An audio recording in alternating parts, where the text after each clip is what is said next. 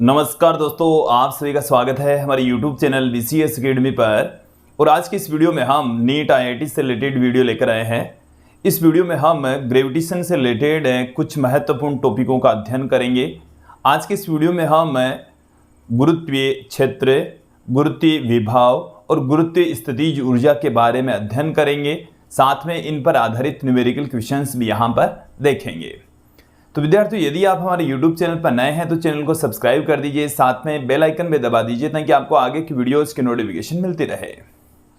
अब मैं इस वीडियो को स्टार्ट करता हूं। सबसे पहले हम बात करेंगे गुरुत्वीय क्षेत्र के बारे में, ग्रेविटेशनल फील्ड के बारे में।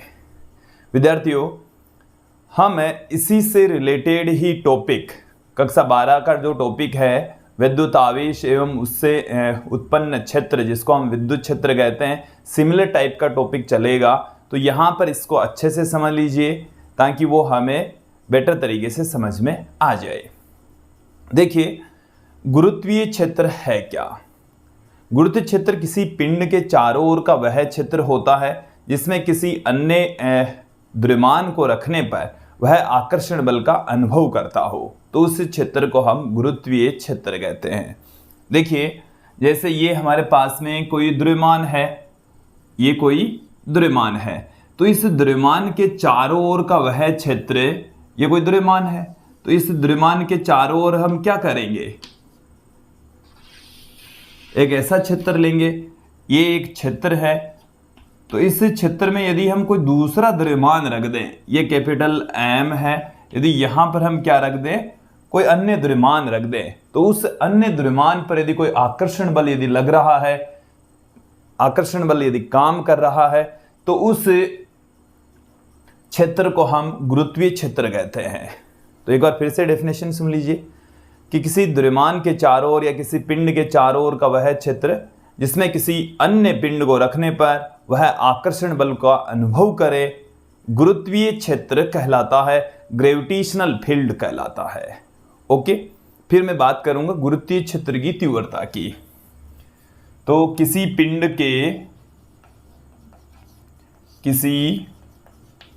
पिंड के चारों ओर का वह क्षेत्र, चारों ओर का वह क्षेत्र जिसमें कोई अन्य पिंड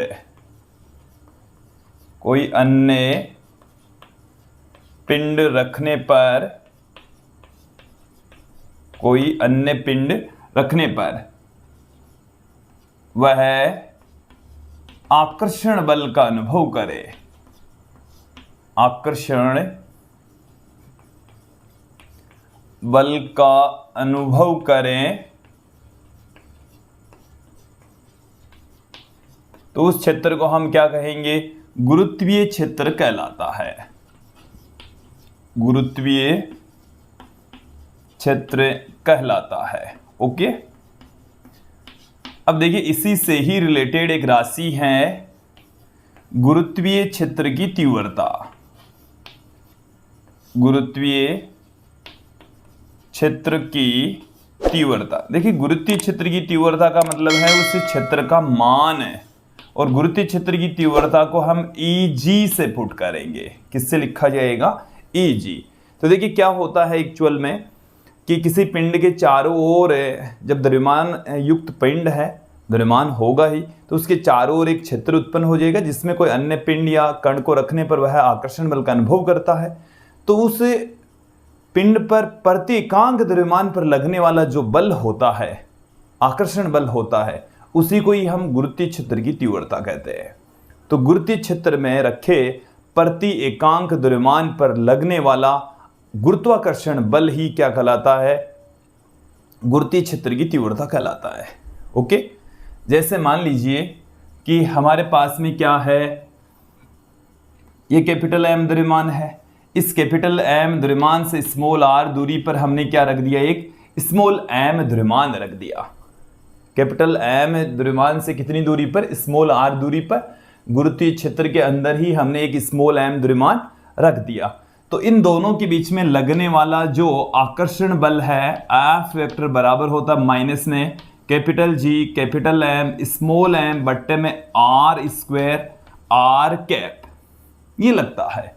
ये नेगेटिव साइन आकर्षण बल को रिप्रेजेंट कर रहा है। इस बल का फॉर्मूला हमने न्यूटन के गुरुत्वाकर्षण के सार्वत्रिक नियम से लिया है। तो देखिए गुरुत्व क्षेत्र की जो तीव्रता है उसकी डेफिनेशन क्या है कि गुरुत्वीय क्षेत्र में रखे प्रति एकांक द्रव्यमान पर लगने वाला बल, गुरुत्वीय क्षेत्र में रखे प्रति एकांक द्रव्यमान पर लगने वाला जो बल होता है उसी को हम क्या कहते हैं, गुरुत्वीय क्षेत्र की तीव्रता। डेफिनेशन देखिए, गुरुत्वीय क्षेत्र में रखे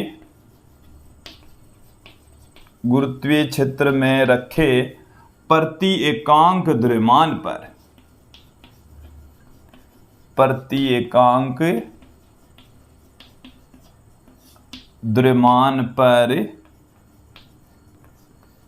लगने वाला बल,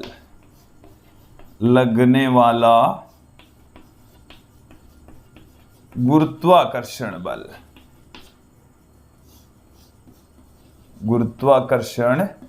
बल गुरुत्वीय क्षेत्र की तीव्रता कहलाता है। गुरुत्वीय क्षेत्र की तीव्रता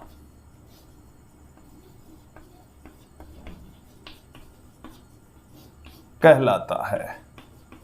ओके, गुरुत्वीय क्षेत्र की तीव्रता को हम Eg से प्रदर्शित कर रहे हैं। किससे लिखा जा रहा है? Eg से हम प्रदर्शित कर रहे हैं। आगे चलकर हम विद्युत क्षेत्र की तीव्रता पुट करेंगे, उसको हम E से, चुंबकीय क्षेत्र की तीव्रता को B से, सिमिलर टाइप से चलने वाले हैं। तो देखेंगे आप यहां से इस डेफिनेशन के अकॉर्डिंग है इसका जो फॉर्मूला है वो क्या हो जाएगा, Eg गुरुत्वीय क्षेत्र की तीव्रता बराबर F वेक्टर अपॉन m। तो देखिए ध्यान देंगे यहां से प्रति एकांक द्रव्यमान इस m को हम क्या लेकर चलते हैं, 1 लेकर चलते हैं। तो ये जो F है वही Eg की इक्वल है। ओके, यहां तक आपको समझ में आ जाना चाहिए विद्यार्थियों। चलिए यहां से हमें कुछ राशियां मिलने वाली है, कुछ तथ्य बाहर निकल कर आने वाले हैं। द डेफिनेशन आपको समझ में आ गई है तो इनके ऊपर Eg के ऊपर हमने एरो का निशान लगा रखा है। इट मीन्स यह एक सदिश राशि होती है। तो सदिश राशि तो होती है, इसकी डायरेक्शन क्या होगी, कैसी राशि है Eg, सदिश राशि है। तो सदिश राशि है तो डायरेक्शन भी होगी। तो डायरेक्शन किधर होती है, यह गुरुत्वीय क्षेत्र में रखे जो पिंड गुरुत्वीय क्षेत्र क्रिएट कर रहा है उसके द्रव्यमान केंद्र की ओर होती है। गुरुत्वीय क्षेत्र उत्पन्न करने वाले पिंड के द्रव्यमान केंद्र की ओर। जैसे यहां पर ये वाला पिंड गुरुत्वीय क्षेत्र उत्पन्न कर रहा है, ओके, इस बिंदु के ऊपर उत्पन्न कर रहा है, तो इसके ऊपर इधर की ओर Eg की डायरेक्शन क्या होगी, पिंड की ओर होगी। जो पिंड गुरुत्वीय क्षेत्र उत्पन्न करता है उस पिंड की ओर होती है। या देखिए गुरुत्वीय क्षेत्र में रखे पिंड पर जो बल लगता है, यहां पर इस पिंड के ऊपर बल लगता है इस डायरेक्शन में, तो उस गुरुत्वीय क्षेत्र में रखे पिंड पर लगने वाले बल की दिशा में ही गुरुत्वीय क्षेत्र की दिशा होती है। तो आप तो ये ध्यान रखें, जो पिंड गुरुत्वीय क्षेत्र की तीव्रता क्रिएट कर रहा है उस पिंड के द्रव्यमान केंद्र की ओर गुरुत्वीय क्षेत्र की डायरेक्शन होगी। ओके, फिर उसके पश्चात हम बात करते हैं इसके मात्रक की। फॉर्मूला देख लीजिए, मात्रक लिख दीजिए। तो न्यूटन प्रति किलोग्राम इसका मात्रक होता है। सीजीएस पद्धति में इसका मात्रक क्या हो जाएगा, डाइन प्रति ग्राम। ओके, फिर मैं बात करता हूं यहां पर इसकी विमा की। तो देखिए बल की जो विमा होती है वो m1 L1 T-2, देन इसकी विमा क्या हो जाएगी, m0, तो किलोग्राम से किलोग्राम द्रव्यमान कट जाएगा, L1 T-2 इसकी विमा हो जाएगी। तो मुझे उम्मीद है यहां तक आपको अच्छे से समझ में आ गया होगा। ओके, अब मैं बात करता हूं यहां पर बिंदु द्रव्यमान के कारण, किसकी वजह से, बिंदु द्रव्यमान के कारण से गुरुत्वीय क्षेत्र की तीव्रता, बिंदु द्रव्यमान के कारण द्रव्यमान के कारण गुरुत्वीय क्षेत्र की तीव्रता, ये हमारा टॉपिक है। ओके, बिंदु द्रव्यमान के कारण से, जैसे हमारे पास में बिंदु द्रव्यमान है कैपिटल एम, ये क्या है? बिंदु द्रव्यमान। और इस बिंदु द्रव्यमान से स्मॉल आर दूरी पर एक बिंदु पी स्थित है, जिस पर हमारे को क्या करनी है? गुरुत्वीय क्षेत्र की तीव्रता ज्ञात करनी है, ईजी की वैल्यू फाइंड आउट करनी है। कैसे ज्ञात करेंगे? देखो ये सब स्मॉल एम वगैरह कुछ नहीं दिया हुआ, आपको क्या दिया हुआ है? एक कैपिटल एम द्रव्यमान दिया हुआ है और स्मॉल आर दूरी पर एक पॉइंट पी दे रखा है और पूछा है कि बिंदु पी पर गुरुत्वीय क्षेत्र की तीव्रता क्या होगी। तो देखिए मैं आपको बता दूं कि जिस बिंदु पर आप गुरुत्वीय क्षेत्र की तीव्रता ज्ञात करना चाह रहे हैं, पिंड की ओर उसकी डायरेक्शन होगी, तो ईजी की डायरेक्शन इस पी से इधर होगी। गुरुत्वीय क्षेत्र की तीव्रता ज्ञात करने के लिए हम यहां पर अब कंसीडर करेंगे एक परीक्षण द्रव्यमान, यहां पर कंसीडर कर लेंगे बिंदु पी पर, वो हमने एम ले लिया। तो देखिए ये हमने द्रव्यमान कंसीडर किया है, स्मॉल एम द्रव्यमान हमने बिंदु पी पर कंसीडर कर लिया। तो अब हम क्या जानते हैं? कैपिटल एम और स्मॉल एम के बीच में लगने वाला बल F vector equal to minus में capital G capital M small m by are square into r cap. Okay, ये जो नेगेटिव साइन है वो हमें ये बता रहा है कि आर की डायरेक्शन यदि आप इधर ले रहे हैं तो बल की डायरेक्शन अपोजिट डायरेक्शन में होगी। ओके, अब देखिए गुरुत्वीय क्षेत्र की तीव्रता की जो डेफिनेशन है वो क्या कहती है? ईजी वेक्टर बराबर एफ वेक्टर अपॉन एम। तो यहां पर एफ वेक्टर का मान कितना है? एफ वेक्टर हमारे पास में ये है माइनस में capital G capital M small m बट्टे में आर स्क्वायर आर कैप। यहां से एम कैंसिल हो गया। ईजी बराबर बिंदु द्रव्यमान के कारण से गुरुत्वीय क्षेत्र की तीव्रता का ये सूत्र आ गया है। ओके, और परिमाण के रूप में लिखें तो आप इसको क्या लिख सकते हैं? ईजी बराबर capital G capital M by are square, ऐसे पुट किया जा सकता है। सदिश रूप में हम ऐसे लिखेंगे। तो ये आप ध्यान रखें, स्पेशली आप ध्यान रखेंगे। ओके, यहां तक क्लियर हो गया? अब देखिए थोड़ा सा हम आगे बढ़ेंगे। हम यहां पर लेंगे पृथ्वी के कारण से उत्पन्न गुरुत्वीय क्षेत्र की तीव्रता। पृथ्वी ले लीजिए, उसके स्थान पर हम ठोस गोला भी ले सकते हैं, क्योंकि पृथ्वी को हम एक ठोस गोला मान सकते हैं, ठोस गोला कंसीडर कर सकते हैं।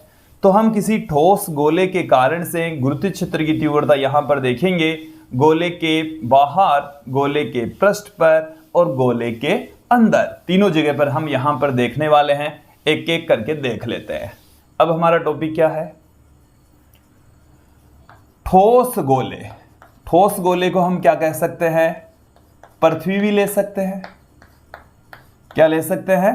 पृथ्वी के कारण गुरुत्वीय क्षेत्र की तीव्रता, गुरुत्वीय क्षेत्र की तीव्रता।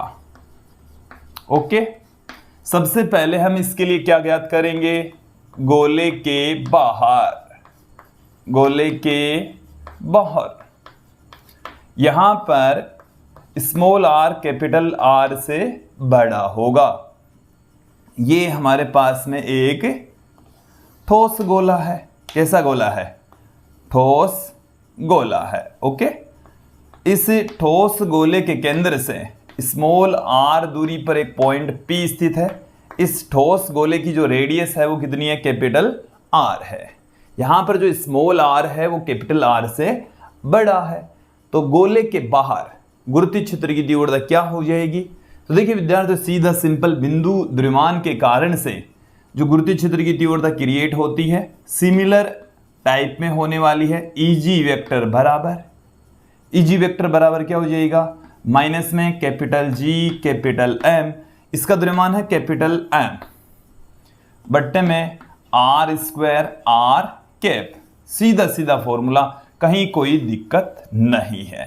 ओके, फिर बी पार्ट, गोले के पृष्ठ पर, गोले के पृष्ठ पर, गोले के पृष्ठ पर स्मॉल आर और कैपिटल आर दोनों क्या होंगे? बराबर। स्मॉल आर और कैपिटल आर दोनों इक्वल होंगे। देन वहां पर हम स्मॉल आर के स्थान पर कैपिटल आर पुट कर देंगे। पुट कर देंगे तो क्या हो जाएगा, कैपिटल जी कैपिटल एम बट्टे में कैपिटल आर स्क्वायर आर कैफ। अब की बार जो बिंदु P है वो इसके पृष्ठ के ऊपर हम लेकर चलेंगे। यहां तक आपको समझ में आ जाना चाहिए। अब तीसरा जो बिंदु है वो हम यहां पर देखेंगे कि गुरुत्वीय क्षेत्र की तीव्रता क्या होगी।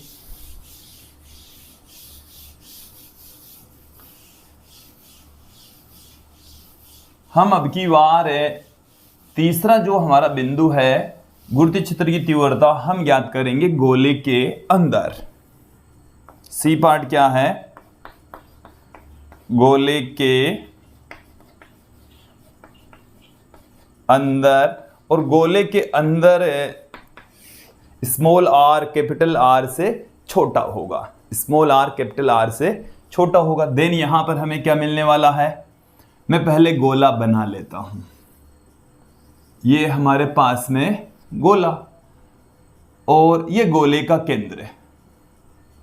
चलिए ठीक ठाक बन गया है। मैं यहां से इसके केंद्र से स्मॉल आर त्रिज्या दूरी पर एक पॉइंट P स्थित है जहां पर हमें गुरुत्वीय क्षेत्र की तीव्रता ज्ञात करनी है। ओके, अब देखिए इसे आप थोड़ा सा समझें कि स्मॉल आर त्रिज्या का जो गोला है उसमें जितना भी द्रव्यमान है उसके कारण से यहां पर गुरुत्वीय क्षेत्र की तीव्रता क्रिएट होने वाली है। बाहर का जो द्रव्यमान है, इससे बाहर जो गोले ये वाला जो द्रव्यमान है वो इस गोले की गुरुत्वीय क्षेत्र में योगदान नहीं देगा, इस बिंदु पर गुरुत्वीय क्षेत्र में योगदान नहीं देने वाला। तो हमें क्या करना है, देखिए इससे ये तो पूरा का पूरा गोला है, ये गोला पृथ्वी भी हो सकता है। ओके, इसका द्रव्यमान है कैपिटल एम, और इसका द्रव्यमान हमें यहां पर कंसीडर कर लेता हूं एम डेस। तो हमें एम डेस ज्ञात करना है, क्या ज्ञात करना है, सिमिलर तरीके से हमें फॉर्मूला लगाना है। यही फॉर्मूला माइनस में कैपिटल जी कैपिटल एम बट्टे में आर स्क्वायर, लेकिन कैपिटल एम के स्थान पर क्या आएगा, एम डेस आएगा। कैपिटल एम के स्थान पर क्या आएगा, एम डेस यहां पर प्राप्त होने वाला है। अब इस एम डेस की वैल्यू हमें पुट करनी है यहां पर। ओके, चलिए हम यहां पर देख लेंगे।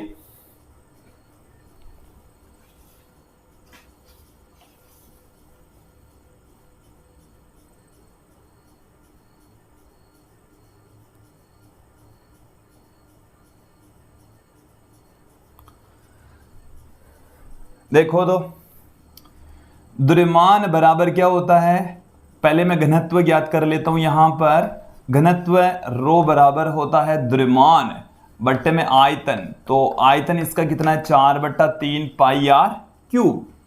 तो द्रव्यमान बट्टे में आयतन, ये आ गया घनत्व है।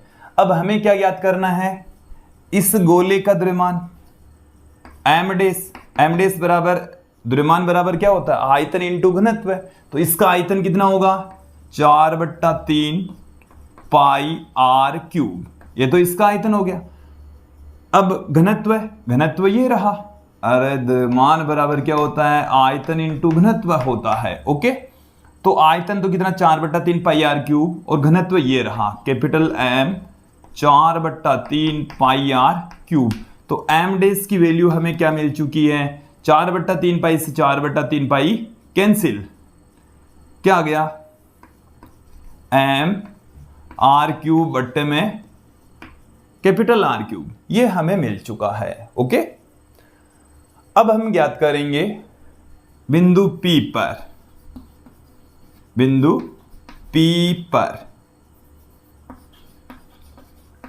देखिए Eg वेक्टर बराबर, सिमिलर तरीके से हम फॉर्मूले का प्रयोग करेंगे, बट अब द्रव्यमान यहां पर क्या आ जाएगा, एम डेस आ जाएगा। तो एम डेस की वैल्यू कितनी है वो पुट कर दीजिए। एम डेस का मान कितना है, कैपिटल एम आर क्यूब बट्टे में कैपिटल आर क्यूब। यहां से क्या निकल रहा है, क्या हमें प्राप्त हो रहा है, देख लीजिए। Eg वेक्टर बराबर माइनस में capital G capital M, R square से आर स्क्वायर कैंसिल हो गया, एक आर रह गया, बट्टे में नीचे कैपिटल आर क्यूब रह गया, आर कैफ। ये हमें मिल चुका है, ये हमें प्राप्त हो चुका है। यहां तक आपको समझ में आ जाना चाहिए। E G vector equal to minus में capital G capital M small r बट्टे में आर क्यूब आर कैप। ये हमने किसी ठोस गोले के कारण से गोले के बाहर, गोले के पृष्ठ पर तथा अंदर गुरुत्वीय क्षेत्र की तीव्रता फाइंड आउट की है। ये जो ठोस गोला है वो पृथ्वी भी हो सकता है। जब हम पृथ्वी लेकर चलेंगे तो यहाँ पर कैपिटल एम पृथ्वी का द्रव्यमान और कैपिटल आर पृथ्वी की त्रिज्या हो जाएगी। ओके, यहाँ पर आप देखें कि गोले के अंदर जो गुरुत्वीय क्षेत्र की तीव्रता है वो दूरी के समानुपाती है, आर के समानुपाती है, जबकि बाहर दूरी के वर्ग के व्युत्क्रमानुपाती थी। विद्यार्थियों में एक और बात बताऊं आपको, यहां पर यदि यहां पर ये जो गोला है वो खोखला गोला होता, गोलीय कोष होता, तो इसके फॉर्मूले क्या हो जाते वो देख लीजिए, समझ लीजिए। देखिए गोले के बाहर और पृष्ठ पर तो सेम ही रहते। मैं किसकी बात कर रहा हूं? खोखले गोले की बात कर रहा हूं। खोखले गोले के बाहर भी गुरुत्वीय क्षेत्र यही रहता, पृष्ठ के ऊपर भी गुरुत्वीय क्षेत्र यही रहता। लेकिन खोखले गोले के अंदर जो गुरुत्वीय क्षेत्र की तीव्रता है वो शून्य हो जाती, क्योंकि जब अंदर बिंदु लेते तो उस भाग में जो द्रव्यमान है वो शून्य हो जाता और अंदर गुरुत्वीय क्षेत्र की तीव्रता शून्य होती है। यदि हम यहाँ पर कोई कण रख दें तो उसके ऊपर लगने वाला बल शून्य होता है, गुरुत्वीय क्षेत्र की तीव्रता शून्य होती है। गुरुत्वीय क्षेत्र की तीव्रता शून्य होती है तो बल भी क्या होगा? शून्य होगा विद्यार्थियों। ओके, हमने एक क्वेश्चन पहले ही देख लिया इस टाइप का कि गोलीय कोष के अंदर हमने गुरुत्वीय क्षेत्र की तीव्रता वहां पर शून्य ली थी। ओके, अब मैं यहां पर बात करता हूं कि ग्राफ हमें कैसे प्राप्त होंगे। ग्राफ किस प्रकार से प्राप्त होने वाला है, तो देखिए परिमाण लेकर चलते हैं आप तो गुरुत्वीय क्षेत्र की तीव्रता को धनात्मक लेकर चलेंगे, अन्यथा वैसे सदिश रूप में आप देख रहे हैं कि गुरुत्वीय क्षेत्र की तीव्रता ऋणात्मक प्राप्त होती है। देन यहां से हम ग्राफ किस तरीके से खींच सकते हैं वो देख लीजिए। ये हमारे पास में R है और इधर मैंने लिया है EG लिया है प्लस में, तो इधर EG क्या होगा? माइनस में, ऋणात्मक होगा। अब देखिए जैसे आपके पास में इस तरीके से गोला है, ऐसे गोला है, ये गोले का केंद्र है। आप यहां पर इस तरीके से समझें इसको। चलिए मैं इस तरीके से निर्मित कर देता हूं। यह ऐसे गोला है।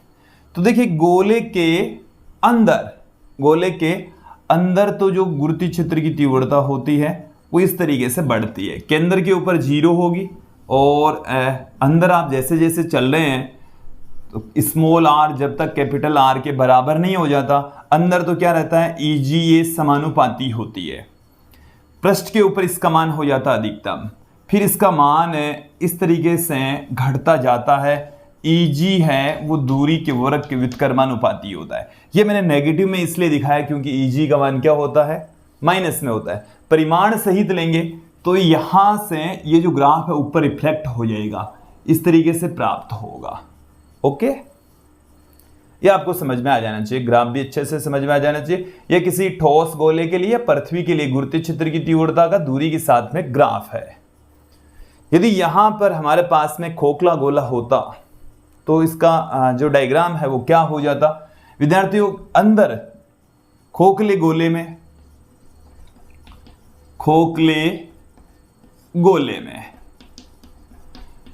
गोले के अंदर जो विद्युत क्षेत्र, गुरुत्वीय क्षेत्र, देखो विद्युत क्षेत्र का नाम आ रहा है, यहां पर हम गुरुत्वीय क्षेत्र की ही चर्चा कर रहे हैं। तो गुरुत्वीय क्षेत्र 0 होता है। गुरुत्वीय क्षेत्र कितना होता है? 0। तो ये जो ग्राफ है वो ऐसे आएगा, अंदर गुरुत्वीय क्षेत्र की तीव्रता 0, यहां से यहां तक 0 रहती है, फिर पृष्ठ के ऊपर हो जाती है अधिकतम, फिर पृष्ठ के ऊपर से फिर से डिक्रीज होती, मतलब ऋणात्मक मान क्या हो रहा है?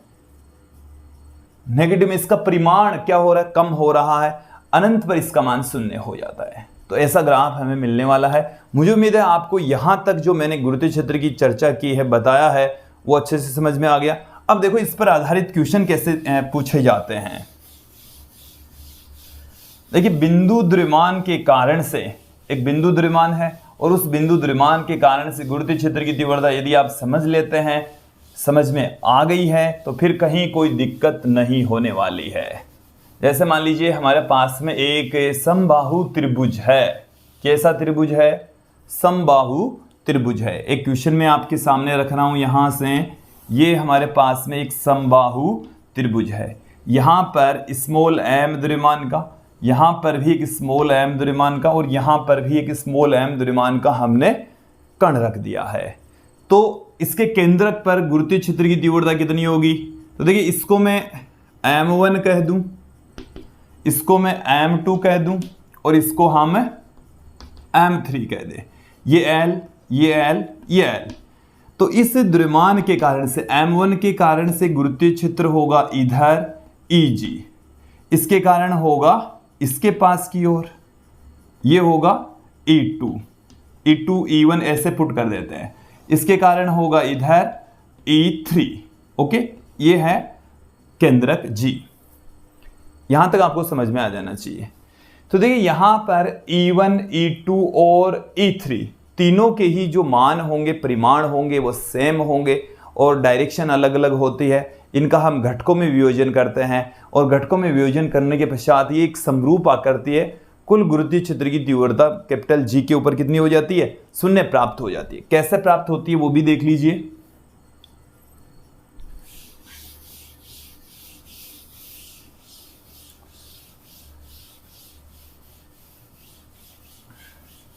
मैं यहां पर आपको बता देता हूं कि ये वाली भुजा L है, तो यहां से यहां तक की ये वाली जो लेंथ है वो L/2 रह जाएगी और इसको मैं नाम देता हूं, मैं A कह दूं, इसको हम B कह दें, इसको हम C कह दें, इसको मैं नाम देता हूं D।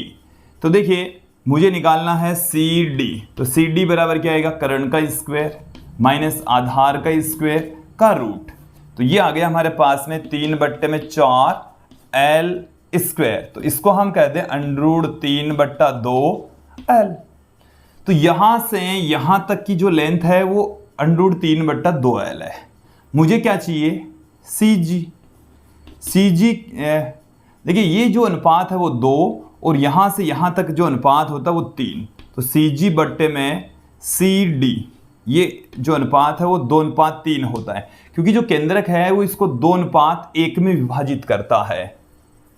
इस माध्यिका को केंद्रक किस अनुपात में विभाजित करता है? 2:1 में विभाजित करता है। तो यहां से लेकर यहां तक का अनुपात 2 और यहां से लेकर यहां तक का अनुपात 3। ये अनुपात 2 है, ये अनुपात 1 है, तो टोटल अनुपात 3 हो गया।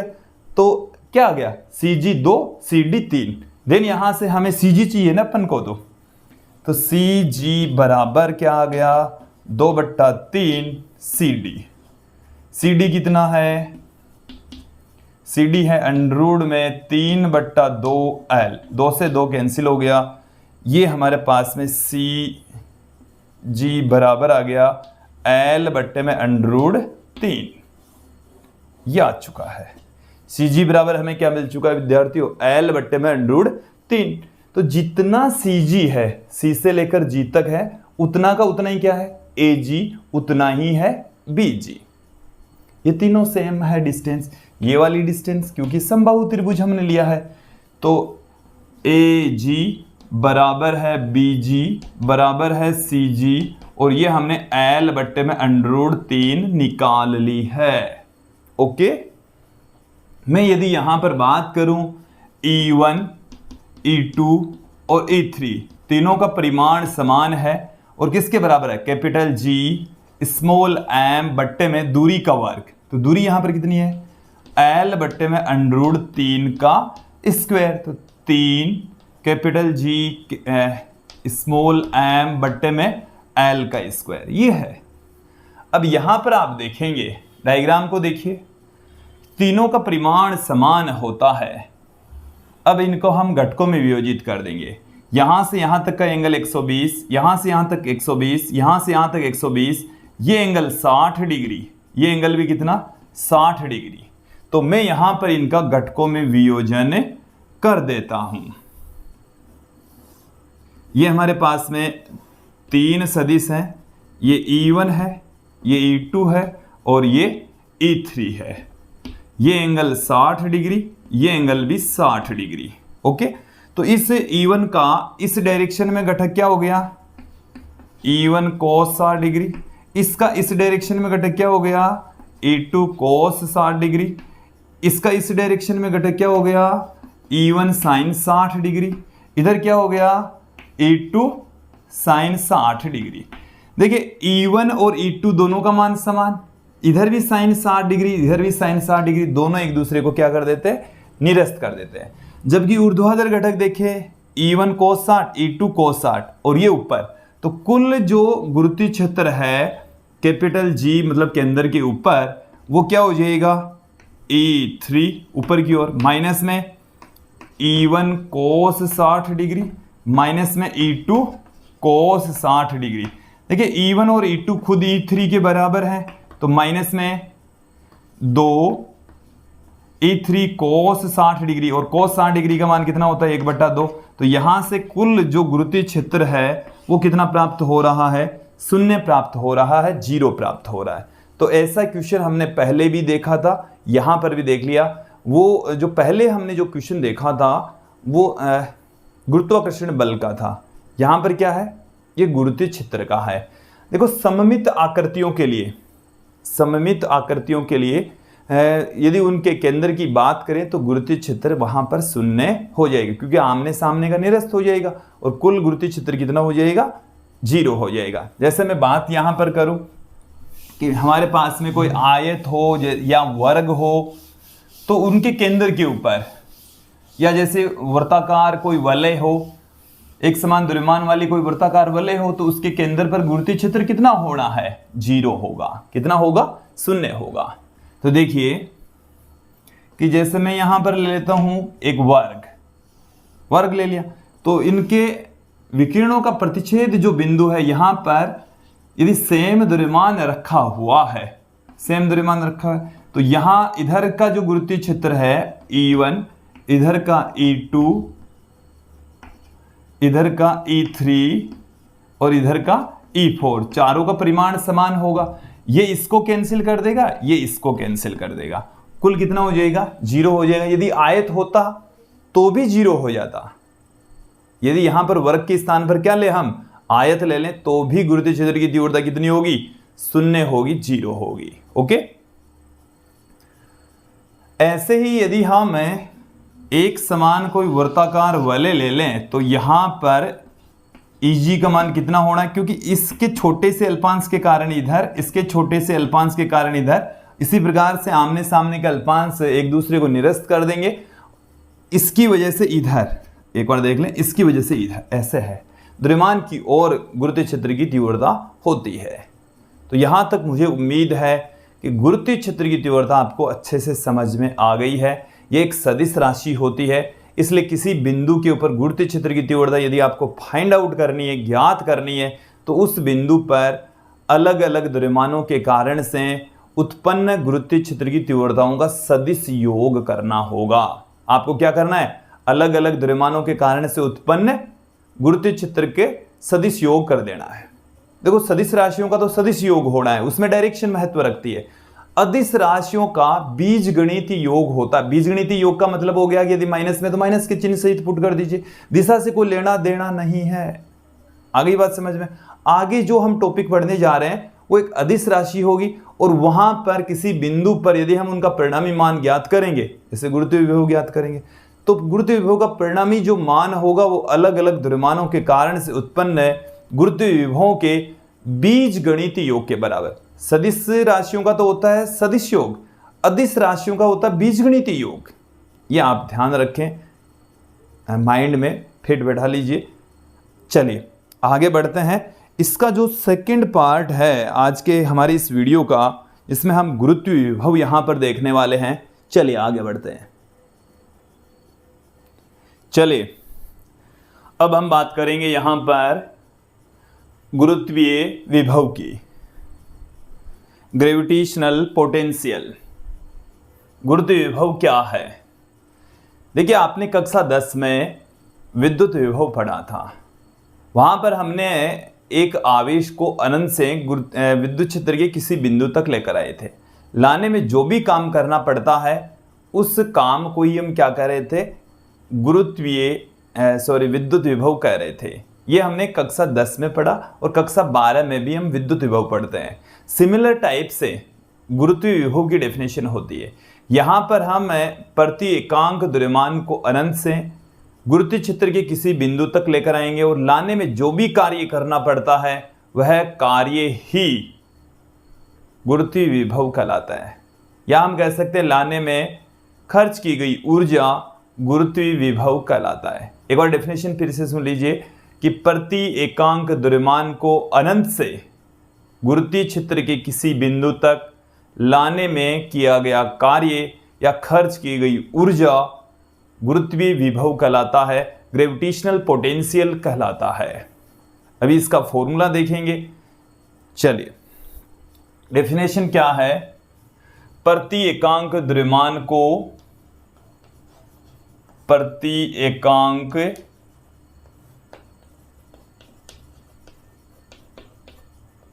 द्रव्यमान को अनंत से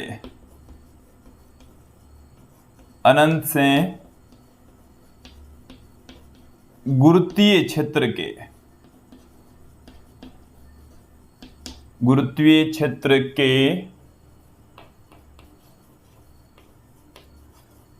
किसी बिंदु तक लाने में किया गया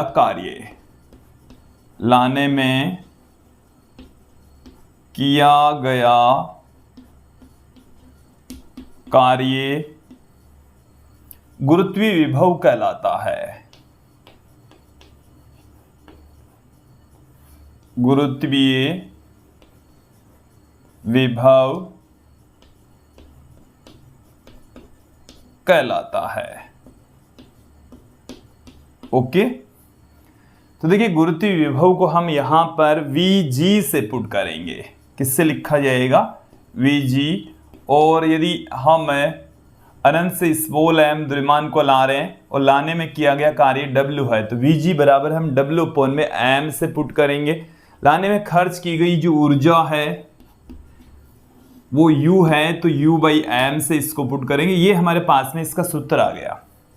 ओके, अब मैं यहां पर बात करता हूं कि ये सदिश राशि एक अदिश राशि, तो विद्यार्थी यह एक अदिश राशि है। कैसी राशि है? अदिश राशि है, क्योंकि कार्य अदिश राशि, द्रव्यमान एक अदिश राशि, तत्पश्चात गुरुत्वीय विभव भी एक अदिश राशि होती है।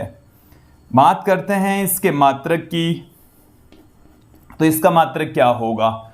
यहां पर आप ध्यान दें, इसका मात्रक तो हो गया जूल और इसका मात्रक हो गया किलोग्राम। इसे हम ऐसे भी लिख सकते हैं मीटर स्क्वायर प्रति सेकंड स्क्वायर, ऐसे भी इसका मात्रक लिखा जा सकता है। जूल प्रति किलोग्राम इसका मात्रक होता है।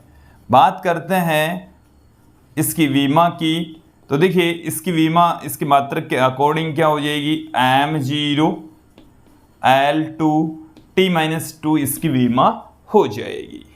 ओके, देखिए एक चीज यहां पर ध्यान रखें कि लाने में किया गया जो कार्य है वो सदैव, क्योंकि आकर्षण बल के अधीन हम कार्य कर रहे हैं, तो गुरुत्वीय विभव सदैव ऋणात्मक होता है। गुरुत्वीय विभव सदैव कैसा होगा? अदिश राशि तो होती है, साथ में ये सदैव कैसा होगा? ऋणात्मक होगा, नेगेटिव होगा। ये भी आप ध्यान रखें। अब विद्यार्थी मैं यहां पर बात करता हूं किसी ठोस गोले के कारण से उसके बाहर, उसके पृष्ठ पर और अंदर गुरुत्वीय विभव कितना होता है। जैसे हमने गुरुत्वीय क्षेत्र की तीव्रता आपको बताई, ठीक वैसे ही हम किसी ठोस गोले के बाहर, अंदर और पृष्ठ के ऊपर गुरुत्वीय विभव ज्ञात करेंगे। चलिए देख लेते हैं क्या होगा। विद्यार्थियों, अब यहां पर हम ठोस गोले या पृथ्वी के कारण से गुरुत्वीय विभव ज्ञात करेंगे। पहले हम इस ठोस गोले के बाहर गुरुत्वीय विभव ज्ञात करेंगे, फिर इसके पृष्ठ पर गुरुत्वीय विभव ज्ञात करेंगे और अंत में हम इस ठोस गोले के अंदर गुरुत्वीय विभव ज्ञात करने वाले हैं। जैसे हमने अभी थोड़ी देर पहले किसी ठोस गोले के बाहर, पृष्ठ पर और अंदर गुरुत्वीय क्षेत्र की तीव्रता ज्ञात की थी, ठीक उसी प्रकार से ही हम अब यहाँ पर गुरुत्वीय विभव ज्ञात करने वाले हैं। डेफिनेशन हमें समझ में आ गई है। सिमिलर तरीके से हम अब किसी ठोस गोले के कारण से गुरुत्व विभव ज्ञात करेंगे। चलिए, क्या है डेफिनेशन, उसी डेफिनेशन के अकॉर्डिंग ही हम यहां पर चलेंगे। चलिए, सबसे पहले मैं यहां पर ज्ञात करूंगा गोले के बाहर यहां पर स्मॉल आर है वो कैपिटल आर से बड़ा होगा, small R greater than capital R. ये हमारे पास में क्या है, ठोस गोला है। ये जो ठोस गोला है इसकी रेडियस है कैपिटल आर, इसका द्रव्यमान है कैपिटल एम, और इसके केंद्र ओ से स्मॉल आर दूरी पर गोले के बाहर एक बिंदु P स्थित है जिस पर हमें गुरुत्व विभव ज्ञात करना है। गुरुत्व विभव की डेफिनेशन क्या है, प्रति एकांक द्रव्यमान को अनंत से गुरुत्व क्षेत्र के किसी बिंदु तक लाने में किया गया कार्य। तो देखिए, जो हमें डेफिनेशन है उसी डेफिनेशन के अकॉर्डिंग हम यहाँ पर चलेंगे और बिंदु P तक हम एक एकांक द्रव्यमान लेंगे, हम स्मॉल m द्रव्यमान लेकर चलेंगे। भाई स्मॉल m द्रव्यमान को अनंत से बिंदु P तक लाने में किया गया कार्य ज्ञात कर लेंगे, फिर एक प्रति एकांक द्रव्यमान को लाने में किया गया कार्य ज्ञात कर लेंगे, जो फॉर्मूला उसमें कार्य पुट कर देंगे। कुल मिलाकर बात ये है। तो देखिए हम क्या कर रहे हैं यहां पर आप देखें, हम एक द्रव्यमान ले रहे हैं स्मॉल m, और उस स्मॉल m द्रव्यमान को कहां से लेकर आ रहे हैं, अनंत से लेकर आ रहे हैं। और जैसे मान लीजिए उसको हम लाते लाते कौन से बिंदु पर ले आए, P डैश पर ले आए, और हमें लाना कहां तक है, बिंदु P तक लाना है, बिंदु P तक लेकर आना है। ये जो बिंदु P डैश है वो बिंदु O से अक्ष दूरी पर है, कितनी दूरी पर है, और यहां पर हमने इसको विस्थापन दिया है dx। देखो दो चीजें हैं कि यहां पर ये जो द्रव्यमान है वो इस पिंड के कारण से आकर्षित हो रहा है, गुरुत्वाकर्षण बल की वजह से आकर्षित हो रहा है। तो इस पर लगने वाला गुरुत्वाकर्षण बल इधर, विस्थापन भी इधर, दोनों एक ही डायरेक्शन में है, दोनों एक ही दिशा में है, दोनों के बीच का कोण 0 डिग्री है, गुरुत्वाकर्षण बल और विस्थापन के बीच में।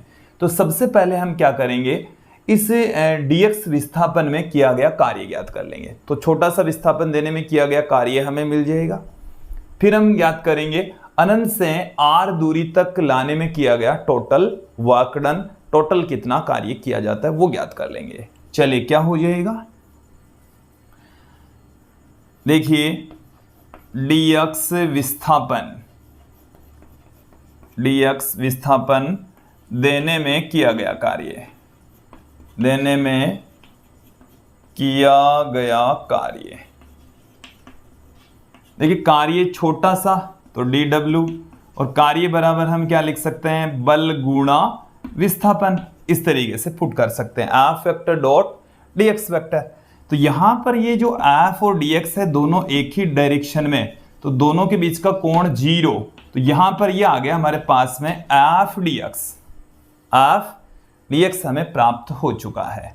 अब मैं यहां पर बात करता हूं कि P डैश पर जब स्मॉल m कहां आ जाता है, P डैश पर आ जाता है, तो इनके मध्य लगने वाला बल P डैश पर, देखिए बल क्या होगा, F vector equal to minus में capital G capital M small m बट्टे में अक्स स्क्वायर, अक्स कैप, ये सदिश के रूप में है।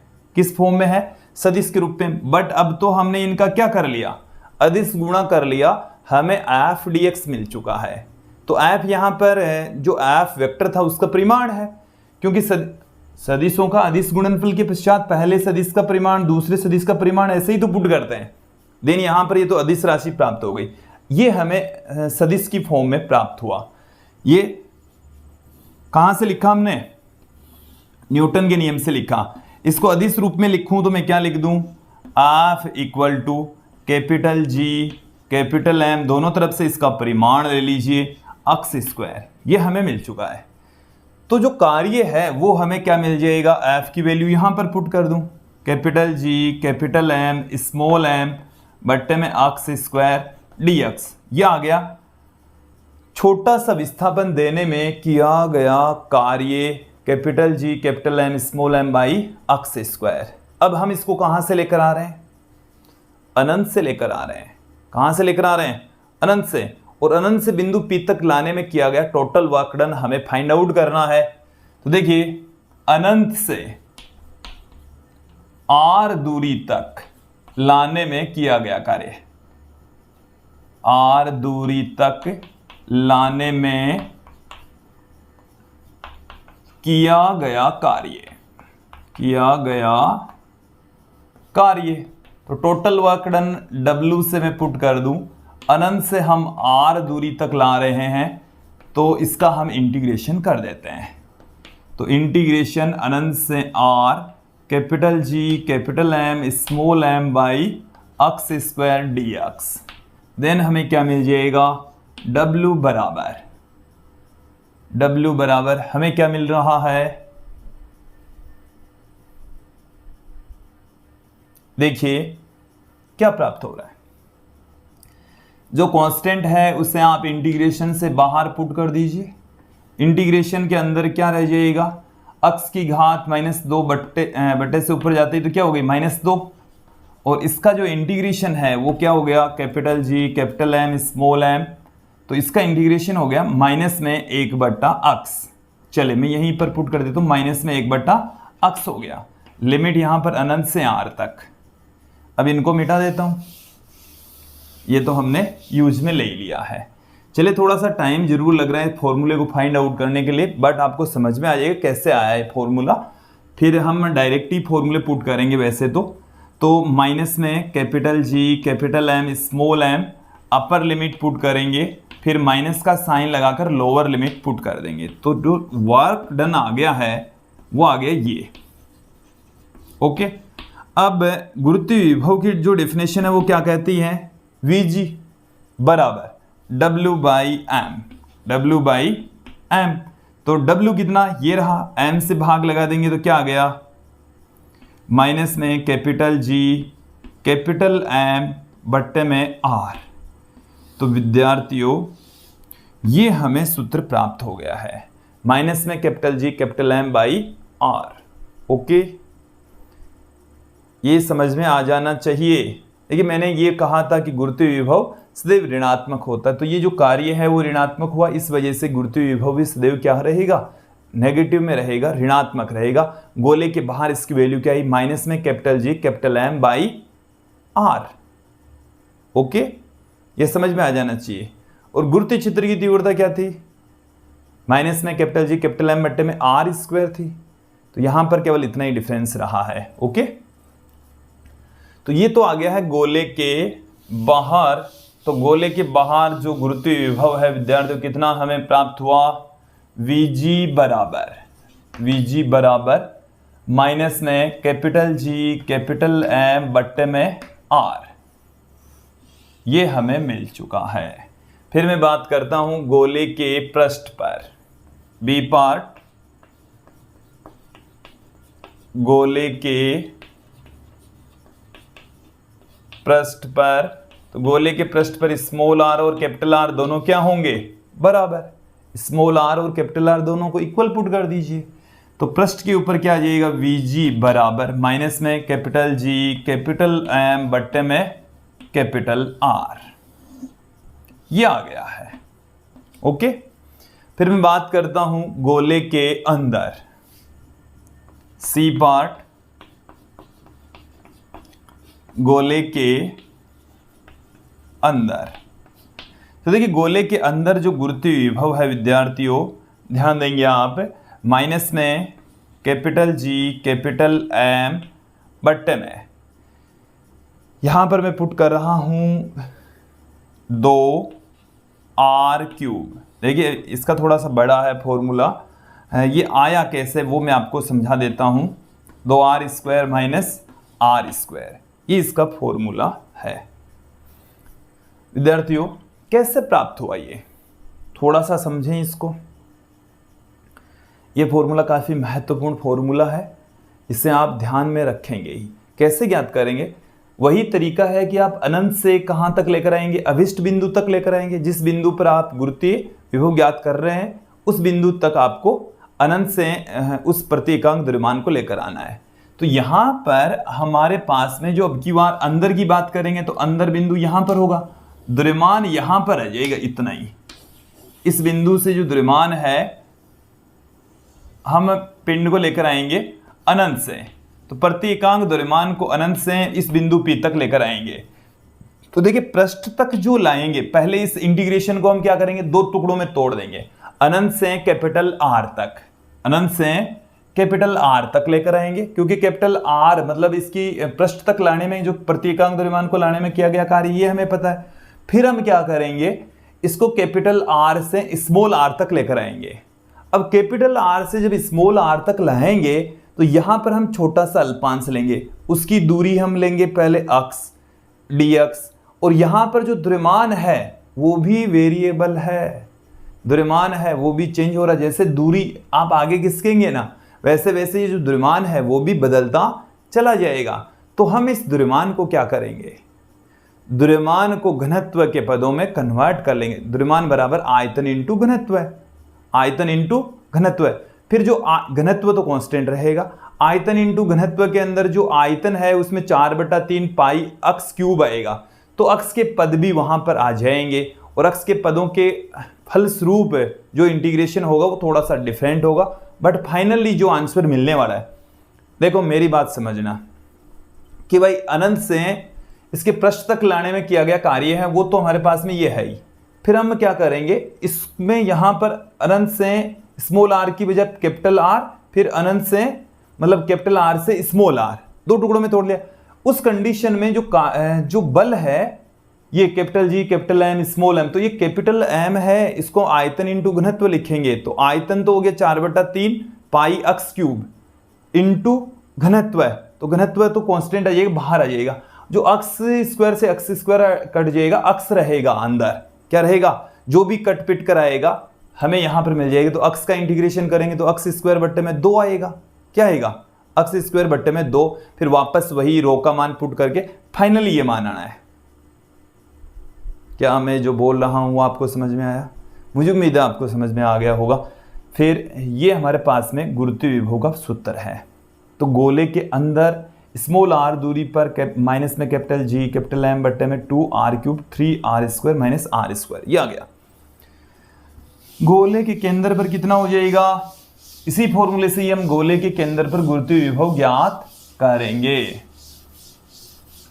गोले के केंद्र पर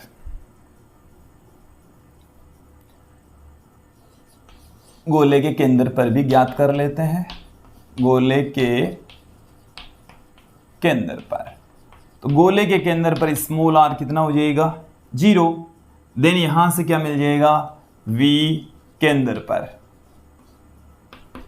पर कितना हो जाएगा, स्मॉल r 0 हो जाएगा, तो r² से r² कैंसिल हो गया, माइनस में 3/2 कैपिटल G कैपिटल M बट्टे में कैपिटल R, ये रह जाएगा। और देखिए v जो केंद्र पर है वो 3/2 गुणा है, माइनस में कैपिटल G कैपिटल M बट्टे में R है, ये पृष्ठ के ऊपर है उससे 3/2 गुणा है, 1.5 गुणा है। जितना पृष्ठ पर विभव होता है केंद्र पर उसका 1.5 गुणा होता है, 3/2 गुणा होता है। चलिए, मुझे उम्मीद है आपको यहां तक ये जो टॉपिक है वो अच्छे से समझ में आ गया होगा। अब देखो ग्राफ हम किन के बीच में खींच रहे हैं, Vg गुरुत्वीय विभव और R के बीच में। गुरुत्वीय विभव हमने बता ही दिया है कि ये ऋणात्मक होता है। कैसा होता है, तो Vg इधर तो रहता है प्लस में, इधर क्या रहता है माइनस में, ये माइनस वाला मान इधर बढ़ रहा है।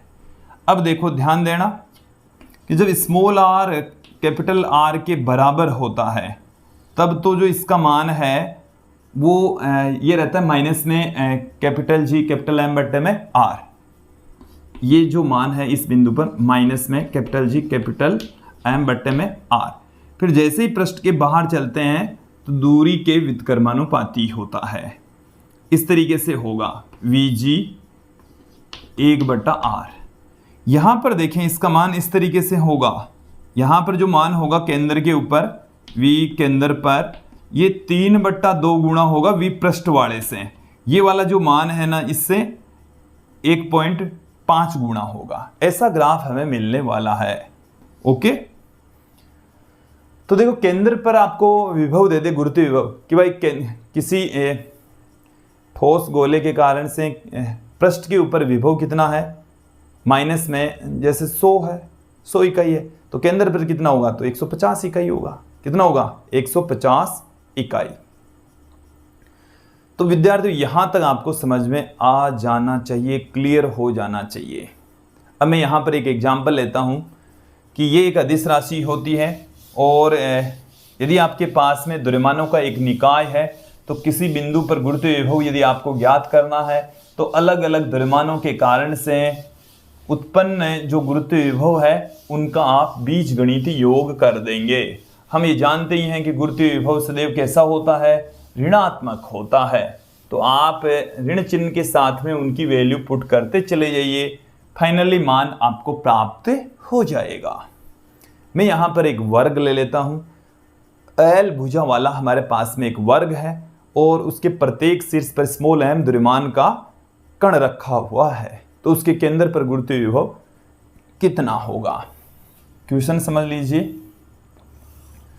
कि इस तरीके से हमारे पास में क्या है, एक वर्ग है, यहाँ पर स्मॉल m और स्मॉल m, ये 4 द्रव्यमान रखे हुए हैं और इनका विकिरणों का जो प्रतिच्छेद बिंदु है, जैसे मैं इसको P कह दूं, ये भुजा L, ये L, ये L, ये L, ये यहाँ से यहाँ तक ये है √2L और यहाँ से यहाँ तक ये है L बट्टे में √2, ये है L बट्टे में √2। तो हमें क्या करना है, बिंदु P पर इन चारों द्रव्यमानों के कारण से विभव ज्ञात करना है। पहले एक द्रव्यमान के कारण से ज्ञात कर लेते हैं।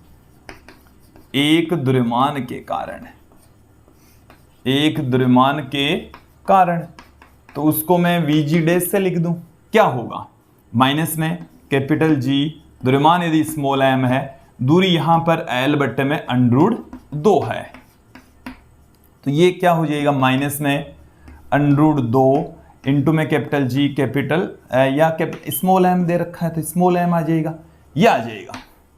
फिर बराबर चारों द्रव्यमान के कारण, चारों द्रव्यमान के कारण, चारों द्रव्यमान के कारण क्या हो जाएगा, Vg बराबर 4 इंटू Vg डैश, क्योंकि सभी द्रव्यमान समान और शीर्षों से बिंदु P की दूरी भी समान, तो सभी द्रव्यमानों के कारण से उत्पन्न जो विभव है वो एक समान है। तत्पश्चात जो विभव है वो भी एक समान। देन यहां से इसको 4 से गुणा कर दीजिए, Vg इक्वल टू, तो 4 गुणा में √2, ये माइनस में, तो कैपिटल G m बट्टे में L, ये आ गया। इसे हम ऐसे भी लिख सकते हैं, देखिए हमें ऑप्शन में क्या दे रखा है, इससे 4 को क्या लिख सकते हैं, √16 को गुणा करेंगे तो √32 में 32, इस फॉर्म में हमें आंसर दे रखा है। ओके, तो विद्यार्थियों यहाँ तक आपको समझ में आ गया होगा, यहाँ तक मुझे उम्मीद है आपको अच्छे से समझ में आ गया। अब हम इसके अंतिम पार्ट की ओर बढ़ते हैं। वीडियो थोड़ा सा बड़ा ज़रूर है, बट मुझे उम्मीद है आप लोगों को यहाँ तक तो अच्छे से समझ में आ ही गया होगा। देखिए अब यहाँ पर हम चर्चा करेंगे गुरुत्वीय स्थितिज ऊर्जा के बारे में, ग्रेविटेशनल पोटेंशियल एनर्जी के बारे में। देखिए जिस तरीके से गुरुत्वीय विभव को हम परिभाषित करते हैं, ठीक उसी प्रकार से ही यहाँ पर गुरुत्वीय स्थितिज ऊर्जा को परिभाषित करेंगे। गुरुत्वीय विभव में हम प्रति एकांक धनावेश, प्रति एकांक द्रव्यमान को अनंत से गुरुत्वीय क्षेत्र के किसी बिंदु तक लेकर आते हैं।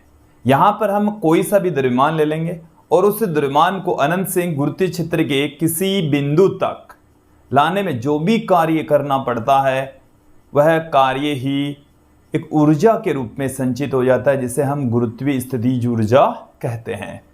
तो किसी द्रव्यमान को अनंत से गुरुत्वीय क्षेत्र के किसी बिंदु तक लाने में किया गया कार्य, जो वर्क डन है, वह वर्क डन ही एक एनर्जी के रूप में स्टोर हो जाता है, पिंड में एक ऊर्जा के रूप में स्थित संचित हो जाता है, और उस संचित ऊर्जा को ही हम गुरुत्वीय स्थितिज ऊर्जा कहते हैं। चलिए डेफिनेशन देखेंगे। किसी पिंड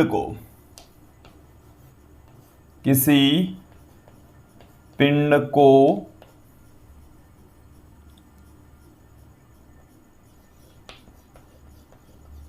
अनंत से गुरुत्वीय क्षेत्र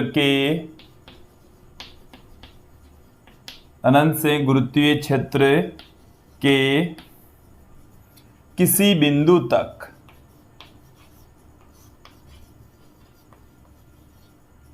बिंदु तक लाने में किया गया कार्य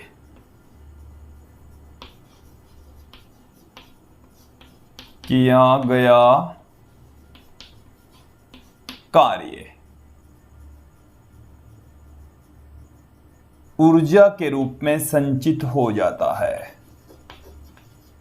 ऊर्जा के रूप में संचित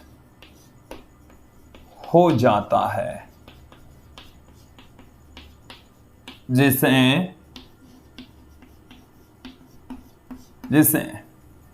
गुरुत्वीय स्थितिज ऊर्जा कहते हैं। उस ऊर्जा को ही क्या कहा जाता है? गुरुत्वीय स्थितिज ऊर्जा। गुरुत्वीय स्थितिज ऊर्जा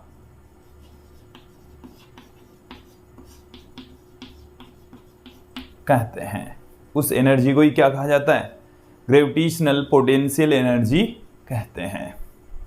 यह आपको समझ में आ जाना चाहिए। अब देखिए, मैं यहां पर क्या करूंगा कि देखिए, जैसे दो कणों के मध्य या दो पिंडों के मध्य संचित गुरुत्वीय स्थितिज ऊर्जा का व्यंजक क्या होगा, तो उस व्यंजक की यहां पर मैं चर्चा कर रहा हूं। जैसे हमारे पास में एक पिंड है, इसका द्रव्यमान है कैपिटल M, और इससे स्मॉल r दूरी पर हमारे पास में एक अन्य पिंड है, इसका द्रव्यमान है स्मॉल m। तो इन दोनों पिंडों के मध्य कितनी ऊर्जा संचित होगी, उस ऊर्जा को हम ज्ञात कर लेते हैं। इसके लिए हम क्या करेंगे, इस स्मॉल m द्रव्यमान को कहां से लेकर आएंगे? अनंत से लेकर आएंगे, और अनंत से लाने में जो किया गया कार्य है, वह कार्य ही गुरुत्वीय स्थितिज ऊर्जा के इक्वल होगा। तो हम पहले ज्ञात कर लेते हैं छोटा सा विस्थापन देने में किया गया कार्य, फिर उसको अनंत से r दूरी तक इंटीग्रेट कर देंगे, total work done find out कर लेंगे, उसी को ही हम स्थितिज ऊर्जा के इक्वल पुट कर देंगे। तो सबसे पहले हम देख लेते हैं dx विस्थापन देने में किया गया कार्य। तो कार्य बराबर क्या आएगा? बल गुणा में विस्थापन, यही आएगा। और बल का मान कितना होगा? बल का मान देखिए, capital G capital M small m बट्टे में x स्क्वायर dx। अब टोटल वर्क डन के लिए क्या हो जाएगा? अनंत से r तक इसको हम इंटीग्रेट कर देंगे। कहां से कहां तक इंटीग्रेट कर दिया? अनंत से r तक। तो टोटल वर्क डन आ जाएगा। तो जो कांस्टेंट है उसे हम इंटीग्रेशन से बाहर ले लेंगे। इंटीग्रेशन के अंदर हमारे पास में क्या रह जाएगा? x की घात -2 रह जाएगा। x की घात -2, और x की घात -2 को हम सोल्व करेंगे तो हमें क्या मिलने वाला है? x की घात -1 माइनस x की घात -1। तो माइनस में capital G capital M small m 1/x, और इंटीग्रेशन में क्या आ गया? अनंत से r तक। तो यहां से माइनस में capital G capital M small m 1/r minus 1/अनंत। तो हमें देखिए जो वर्क डन है वो कितना प्राप्त हो गया? W बराबर माइनस में capital G capital M small m बट्टे में r, ये हमें वर्क डन प्राप्त होगा। और यह किया गया कार्य ही किसके रूप में संचित हो जाएगा? यह किया गया कार्य गुरुत्वीय स्थितिज ऊर्जा के रूप में संचित हो जाता है। गुरुत्वीय स्थितिज ऊर्जा के रूप में संचित हो जाता है।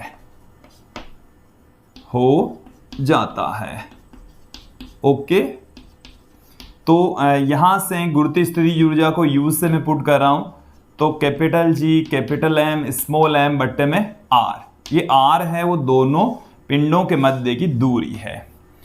देखो यहाँ से एक चीज तो आपको दिखाई पड़ रही है कि गुरुत्वीय स्थितिज ऊर्जा ऋणात्मक है, जो कि आकर्षण बल को रिप्रेजेंट कर रही है। देखिए जहाँ कहीं पर भी आपको एनर्जी स्थितिज ऊर्जा ऋणात्मक मिल रही है, इट मीन्स वो आकर्षण बल को रिप्रेजेंट कर रही है। और यदि स्थितिज ऊर्जा धनात्मक है, इट मीन्स वो प्रतिकर्षण को इंगित करती है। क्लियर? तो यहाँ पर जो गुरुत्वाकर्षण बल है वो सदैव आकर्षण प्रकृति का होता है, तत्पश्चात गुरुत्वीय स्थितिज ऊर्जा सदैव ऋणात्मक रहेगी। हमने सदिश रूप में गुरुत्वीय क्षेत्र को भी देखा, वो ऋणात्मक था। गुरुत्वीय विभव देखा, देखिए जो गुरुत्वीय क्षेत्र है वो तो डायरेक्शन की वजह से ऋणात्मक होता है, ठीक है, जबकि गुरुत्वीय विभव ऋणात्मक था और गुरुत्वीय स्थितिज ऊर्जा भी ऋणात्मक है, सदैव ऋणात्मक रहती है। ओके, देखिए ये भी एक प्रकार की ऊर्जा है, तो यह एक अदिश राशि होती है, इसका मात्रक जूल होता है। ये क्लियर हो गया। और दो कणों के निकाय के लिए गुरुत्वीय स्थितिज ऊर्जा का व्यंजक मैंने आपके सामने पुट कर दिया है। कई जगह पर क्या कर देते हैं, जैसे m1 m2 द्रव्यमान होते तो वहां पर ये फॉर्मूला इस तरीके से हो जाता कि दो द्रव्यमान है m1 तथा m2, तो उन दोनों के मध्य संचित गुरुत्वीय स्थितिज ऊर्जा इस तरीके से होती। अब मैं यहां पर कि किसी कण को कोई द्रव्यमान है और उस द्रव्यमान को R1 से R2 दूरी तक विस्थापित कर दूं तो गुरुत्वीय स्थितिज ऊर्जा में कितना परिवर्तन आ जाता है, उसका व्यंजक आपके सामने रख देता हूं।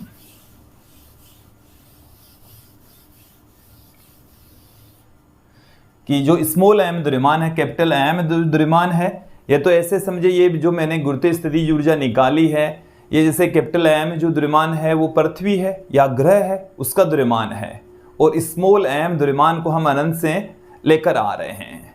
ओके, तो कैपिटल M द्रव्यमान को तो इधर उधर कर नहीं रहे हैं, केवल स्मॉल m द्रव्यमान को हम ला रहे हैं। एक्चुअल तो स्थिति यही है।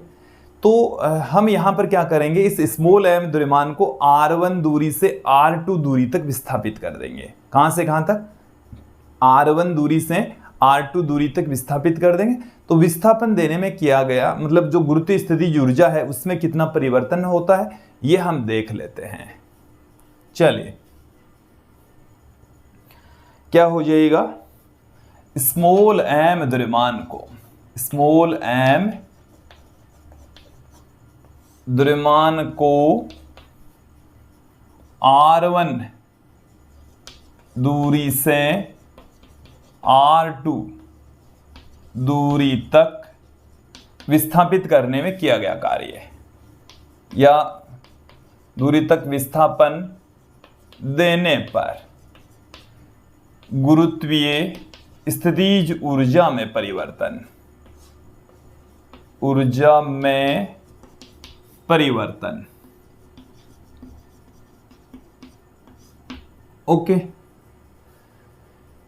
यहां पर आप देखें दो तरीके से कर सकते हैं कि R1 दूरी के ऊपर गुरुत्वीय स्थितिज ऊर्जा यहां पर लिख देंगे हम R1, ये U1, फिर R2 दूरी पर गुरुत्वीय स्थितिज ऊर्जा तो यहां पर R2 उसे R2, फिर अंतिम गुरुत्वीय स्थिति R1 से हम R2 तक ले जा रहे हैं तो अंतिम में से प्रारंभ घटा दीजिए, गुरुत्वीय स्थितिज ऊर्जा का व्यंजक आ जाएगा। या आप इंटीग्रेशन वाले तरीके से निकाल सकते हैं। दोनों तरीके में बता देता हूं कि डेल्टा U बराबर आप कर सकते हैं U2 माइनस U1।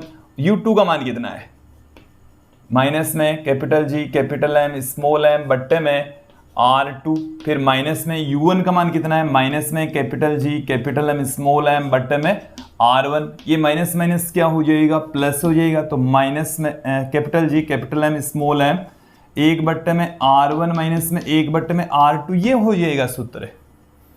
दूसरा तरीका क्या है, आप इसको इंटीग्रेशन के जरिए भी फाइंड आउट कर लें, जो अभी हमने थोड़ी देर पहले ही देखा था। डेल्टा U बराबर देखिए R1 से लेकर R2 तक capital G capital M small m बट्टे में x स्क्वायर dx, ये ज्ञात कर लें तो भी हमें यही फॉर्मूला प्राप्त होने वाला है। Capital G capital M small m integration करेंगे तो माइनस में 1/x लिमिट पुट करेंगे तो फिर वही मिलने वाला है विद्यार्थियों। तो ये तो कब आ गया, R1 दूरी से R2 दूरी तक यदि आप किसी पिंड को विस्थापित करते हैं तो उसकी गुरुत्व स्थितिज ऊर्जा में परिवर्तन आ जाता है। उस परिवर्तन को हम इस तरीके से पुट कर देंगे। अब जैसे मान लीजिए कि हम पृथ्वी की सतह से किसी पिंड को h ऊंचाई तक विस्थापित कर रहे हैं, इसी का ही पार्ट है। पृथ्वी की सतह से देखना, किसी पिंड को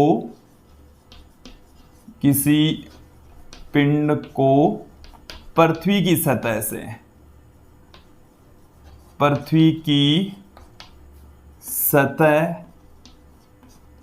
सतह का मतलब r, दूरी कितनी है r से h ऊंचाई तक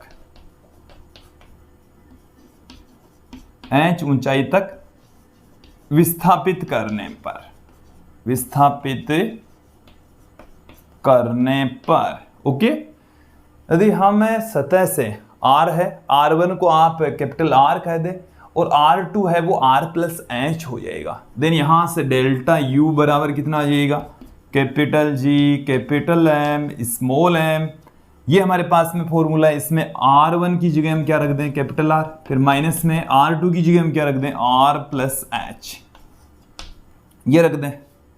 तो हमें क्या मिल जाएगा, देखिए ध्यान देंगे आप लोग, R इंटू में R प्लस H, तो ये R प्लस H माइनस में R, तो यहां से हमें क्या मिल जाएगा H प्राप्त हो गया, बट्टे में R square 1 plus H by R प्राप्त हो गया। ये जो कैपिटल G कैपिटल M बट्टे में R स्क्वायर है, ये क्या होता है, ध्यान देंगे आप। चले मैं इन सब को हटा देता हूं, फिर पुट करता हूं, क्योंकि कंडीशन पर कंडीशन हमें मिल रही है, हम एक एक करके इन सब को देख भी रहे हैं। चलिए डेल्टा U बराबर हमें मिल चुका है विद्यार्थियों M G H बट्टे में 1 plus H by R, 1 plus H by R, ये हमें मिल चुका है, प्राप्त हो चुका है। और यही है किसी पिंड को पृथ्वी की सतह से H ऊंचाई तक धकेलने पर स्थितिज ऊर्जा में परिवर्तन। ये मैंने कैपिटल G कैपिटल M बट्टे में R स्क्वायर की जगह स्मॉल g रखा है। यहाँ पर देखिए मैंने ये R तो पढ़ा था, इसमें से R कॉमन लिया तो R स्क्वायर हो गया, और कैपिटल G कैपिटल M बट्टे में R स्क्वायर हमने लास्ट वीडियो में अच्छे से समझा है, देखा है, गुरुत्वीय त्वरण का फॉर्मूला होता है। ओके, तो विद्यार्थी ये हमें क्या मिल चुका है, गुरुत्वीय स्थितिज ऊर्जा में परिवर्तन जब हम किसी पिंड को पृथ्वी की सतह से H ऊंचाई तक ले जाते हैं। कहाँ तक ले जाते हैं, पृथ्वी की सतह से H ऊंचाई तक ले जाने में गुरुत्वीय स्थितिज ऊर्जा में परिवर्तन। ये फॉर्मूला आपको तब यूज में लेना है जब H का मान R की तुल्य हो, मतलब बहुत बड़ा हो तब। अब यदि H का मान R की तुलना में छोटा हो तो क्या होगा, इस फॉर्मूले को दूसरे फॉर्म में कन्वर्ट कर रहे हैं, और क्या देखेंगे, H है वो R की तुलना में बहुत छोटा है, इसका मतलब क्या है कि H बाई जो R है वो लेस देन 1, तो बहुत छोटा है, तो इसको हम क्या करेंगे, इस 1 की तुलना में नगण्य मानकर छोड़ देंगे। इस स्थिति के अंदर जो स्थितिज ऊर्जा में परिवर्तन है वो mgh रह जाएगा। ये वाला फॉर्मूला आपको तब अप्लाई करना है जब h का मान बहुत छोटा हो। विद्यार्थियों हमने बहुत बार गुरुत्वीय स्थितिज ऊर्जा का फॉर्मूला mgh यूज में लिया है। ये mgh एक्चुअल में गुरुत्वीय स्थितिज ऊर्जा में परिवर्तन होता है। जैसे हम किसी पिंड को h ऊंचाई तक फेंक रहे हैं तो उसकी गुरुत्वीय स्थितिज ऊर्जा एक्चुअल में गुरुत्वीय स्थितिज ऊर्जा में परिवर्तन होता है वो mgh, और वो भी h तब है जब h का मान काफी छोटा है। h काफी छोटा है तो ये लगभग तुल्य मान है, एग्जैक्ट मान नहीं है विद्यार्थियों, एग्जैक्ट मान नहीं है, ये एक तुल्य मान है। ये फॉर्मूला आपको तभी और केवल तभी अप्लाई करना है जब h r की तुलना में काफी छोटा हो और ये गुरुत्वीय स्थितिज ऊर्जा में एक्चुअल में परिवर्तन होता है। ओके, समझ में आ गया। चलिए वापस लौटते हैं। दो पिंडों के निकाय की गुरुत्वीय स्थितिज ऊर्जा हमने ये पढ़ी, ठीक है, दो पिंडों के निकाय की गुरुत्वीय स्थितिज ऊर्जा। अब Vg बराबर हमने क्या पढ़ा, माइनस में कैपिटल G कैपिटल M बट्टे में R, ये पढ़ा। तो ये जो वैल्यू है यहाँ से यहाँ तक ये Vg है, तो U बराबर क्या आ गया, M into Vg, M into Vg, ये संबंध होता है। अब यदि मैं बात करूं पृथ्वी के केंद्र पर गुरुत्वीय स्थितिज ऊर्जा कितनी है, तो पृथ्वी के केंद्र पर गुरुत्वीय विभव इंटू M, तो यही तो होगा। तो देखिए पृथ्वी के केंद्र पर गुरुत्वीय स्थितिज ऊर्जा, पृथ्वी के केंद्र पर, पृथ्वी के केंद्र पर, तो देखो V केंद्र हमने क्या देखा था, 3/2, 3/2 कैपिटल G कैपिटल M बट्टे में R विथ नेगेटिव साइन, ये हमने देखा था। ठीक है, तो यहां से U कितना हो जाएगा केंद्र पर, केंद्र पर हो जाएगा माइनस में 3/2 capital G capital M small m बट्टे में कैपिटल R, ये हो जाएगा। ओके, मुझे उम्मीद है यहां तक आपको समझ में आ गया होगा, दोनों के बीच में रिलेशन भी समझ में आ गया होगा। आज हमने अभी तक 3 टॉपिक पढ़ लिए हैं, गुरुत्वीय क्षेत्र की तीव्रता, उसके पश्चात हमने गुरुत्वीय विभव, और अब हमने क्या देख लिया है, गुरुत्वीय स्थितिज ऊर्जा। और वीडियो थोड़ा सा लंबा जरूर हुआ है, बट मुझे उम्मीद है कि यहाँ तक आपको बेटर तरीके से समझ में आ गया होगा। अब हम कुछ क्वेश्चंस ले लेते हैं ताकि जो फॉर्मूले हैं वो क्लियर हो जाएं, कॉन्सेप्ट हैं वो थोड़े से क्लियर हो जाएं। विद्यार्थियों कुछ क्वेश्चंस अब यहाँ पर हम देख लेते हैं। पहला क्वेश्चन देखिए क्या है कि स्मॉल m द्रव्यमान की एक वस्तु को पृथ्वी की सतह से उसकी त्रिज्या कैपिटल R से दोगुनी ऊंचाई तक ले जाया जाता है, तो वस्तु की स्थितिज ऊर्जा में परिवर्तन होगा। स्थितिज ऊर्जा में परिवर्तन का फॉर्मूला मैंने आपको ये बताया था, डेल्टा U बराबर capital G capital M small m into में 1/में R1 माइनस में 1/में R2। तो यहाँ पर R1 तो है पृथ्वी की सतह पर और R2 है पृथ्वी की सतह से दुगुनी ऊंचाई, ऊंचाई यहाँ पर 2R है, तो R2 क्या हो गया, कुल मिलाकर 3R हो गया। देखो समझो, पृथ्वी की त्रिज्या की दुगुनी ऊंचाई, तो पृथ्वी की त्रिज्या 2R, ये ऊंचाई है, तो R2 क्या है, R प्लस H है, तो R प्लस 2R कितना हो गया, 3R हो गया। वैल्यू पुट कर दो, डेल्टा U बराबर capital G capital M small m 1/में R minus में 1/में 3R। देन यहां से हमें क्या मिल जाएगा, कैलकुलेशन करेंगे तो अब आंसर मिल जाएगा। और क्या, देखो तो क्या मिलेगा,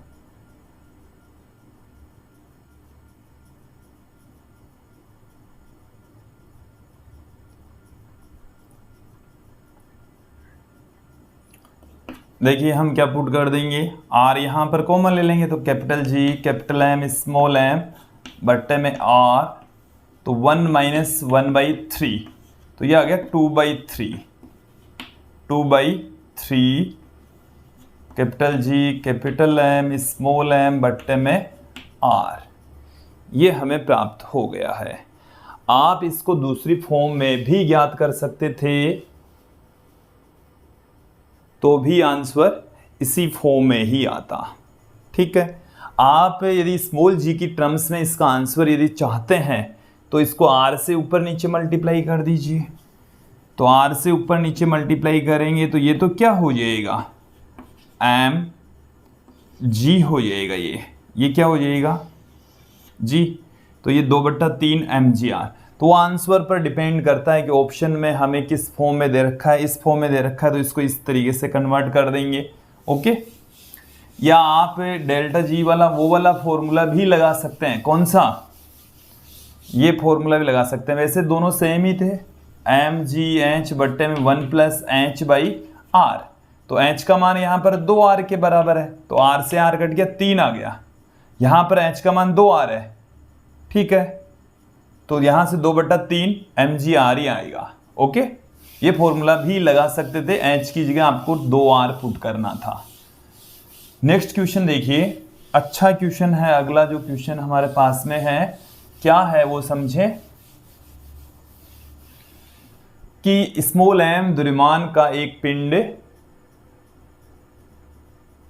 ऊपर वाला क्वेश्चन, 4 कण प्रत्येक का द्रव्यमान 1 किलोग्राम है, इन्हें एक भुजा के वर्ग के कोनों पर रखा गया है, कुल स्थितिज ऊर्जा क्या होगी।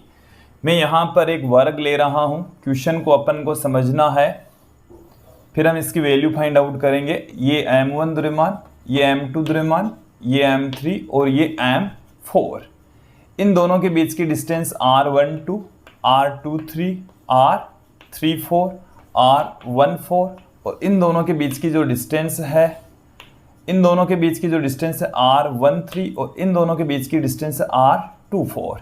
तो कुल जो स्थितिज ऊर्जा है देखो क्या हो जाएगी, माइनस में कैपिटल G m1 m2 बट्टे में r12, माइनस में इन दोनों के बीच में संचित ऊर्जा, माइनस में कैपिटल G m1 m3 बट्टे में r13, फिर माइनस में इन दोनों के बीच में संचित ऊर्जा, माइनस में कैपिटल G m1 m4 बट्टे में r14, फिर माइनस में इन दोनों के बीच में m2 m3 बट्टे में r23, फिर माइनस में इन दोनों के बीच में कैपिटल G m2 m4 बट्टे में r24, फिर माइनस में इन दोनों के बीच में। यही होगी, सारी की सारी स्थितियां मैंने आपके सामने पुट कर दी है, सबकी वैल्यू पुट कर दो। m1 m2 दोनों का ही मान क्या है, 1 है, और इस वर्ग की जो भुजा है वो 1 है। तो देखिए यहां से विकिरण निकालना हो इसका तो √2 आ जाएगा, √2 इंटू भुजा, तो √2 मीटर आ जाएगा, √2 मीटर। सबकी वैल्यू पुट कर देते हैं, u का मान हमें मिल जाएगा। तो देखिए सब में हमें देखो एक तो कॉमन मिल रहा है, माइनस में कैपिटल G, यहाँ पर m1 का मान 1 गुणा 1, r12 का मान 1, फिर प्लस में m1 m2 तो एक ही आना है, m1 m2 तो एक ही आना है, r13 √2 में 2, फिर प्लस में m1 m4 ये तो 1 1, r14 ये भी 1, फिर प्लस में m2 m3 1 गुणा 1 बट्टे में 1, फिर कौन सा ये m2 m4 बट्टे में r24 ये √2, फिर प्लस में 1 गुणा 1 m34 ये भी 1 मीटर। तो यहाँ से देखिए क्या निकल कर आ रहा है, हमें क्या मिल रहा है, ये 1 और ये 1, तो ये तो 4 आ गया, फिर प्लस में ये और ये डबल 2 बट्टे में √2। तो हमें आंसर क्या मिल रहा है, देखो ध्यान देना, माइनस में कैपिटल G 4 प्लस ये 2 √2 से √2 कट गया, √2 ऊपर रह गया, √2 आ गया, 4 प्लस √2 का मान 1.414, तो माइनस में कैपिटल G इंटू में 5.414, ये आंसर होगा। ओके, नेक्स्ट क्वेश्चन की ओर बढ़ते हैं। स्मॉल m द्रव्यमान का एक पिंड तल से 2r ऊंचाई से गिर रहा है। जब पिंड पृथ्वी तल से कैपिटल R ऊंचाई पर स्थित बिंदु तक गिरता है तब इसकी गतिज ऊर्जा क्या होगी। जैसे जैसे पिंड नीचे आएगा उसकी वेलोसिटी इंक्रीज होगी, इट मीन्स उसकी गतिज ऊर्जा में वृद्धि होगी। देखिए उसकी स्थितिज ऊर्जा में कमी आती है, उतनी ही गतिज ऊर्जा में वृद्धि होती है। तो स्थितिज ऊर्जा में जितना परिवर्तन होता है उतनी ही उसकी गतिज ऊर्जा होगी। तो उसकी जो गतिज ऊर्जा है, गतिज ऊर्जा ½ mv², ये क्या होती है, देखो ध्यान देना, स्थितिज ऊर्जा में परिवर्तन, स्थितिज ऊर्जा में परिवर्तन। ठीक है, अब देखिए स्थितिज ऊर्जा में परिवर्तन को हम डेल्टा U से लिखते हैं, और डेल्टा U बराबर क्या होता है, capital G capital M small m। ठीक है, 2r ऊंचाई से गिर रहा है, 1 बट्टे में r1 माइनस में 1 बट्टे में r2।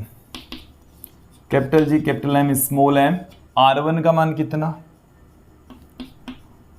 R1 का मान हमारे पास में है R, और कितनी ऊंचाई से गिर रहा है, R2, 2R ऊंचाई से गिर रहा है।